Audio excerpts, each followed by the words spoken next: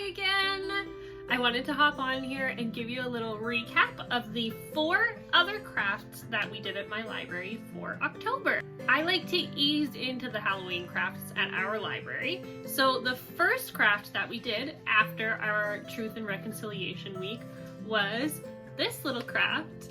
It is a pumpkin jack-o'-lantern, and when you open it up, you can see the pumpkin guts inside. I like to pair this craft with the story Spookly the Square Pumpkin. I find a lot of kids are starting to get to know that story because it's been turned into a movie and put on Netflix. I just love the story of how you don't have to be the same as everyone else to be important or special. And each and every person's jack-o'-lantern always turns out with a different funny face. And I love the educational aspect of learning about what's inside of a pumpkin. I get great feedback on this craft every year, and this is one that I'm going to be keeping in my tool belt for a long time to come. Here is a quick look at the supplies you need to make this craft. I ended up using real pumpkin seeds from the grocery store, but an alternative is that you could cut out the seeds out of paper as well. For the 3rd week of October, it was the week of Canadian Thanksgiving, so we created a Thanksgiving banner. It says thankful, and instead of the U, we put a little maple leaf because we're in Canada and our Thanksgiving is in October.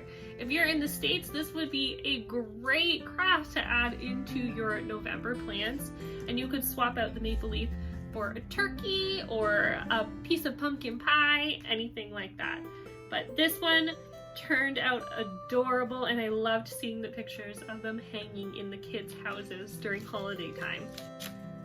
I paired this cute Thanksgiving banner with a Thanksgiving story that was a little more general and didn't focus too heavily on religion or even the Thanksgiving holiday, because I recognize that our community is becoming more diverse, and I wanted to focus more on just being thankful for the things that we have in our life and talking about highlights of our own community and the area that we live in. For the 4th week of October, we started to get spooky, and we read the story Pig the Monster.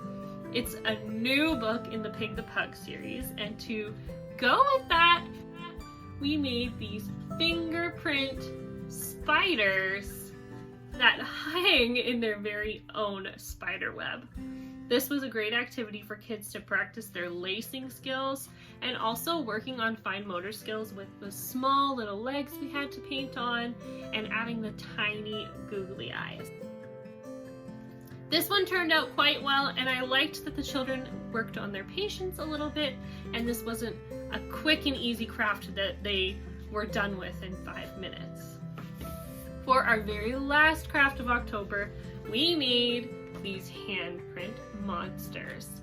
These turned out so cool. I loved them. We also colored in special candy corn to feed our Halloween monsters, which was a great little touch to this picture. And we paired this craft with a story that was a little bit spooky called The Creepy Pair of Underwear. This is my first year using that story as the story time, and it had the perfect amount of spookiness for my young audience. I hope this helps you with your storytime planning and gave you a few ideas for this year or next year. I hope to see you guys soon for some November storytime updates. Bye!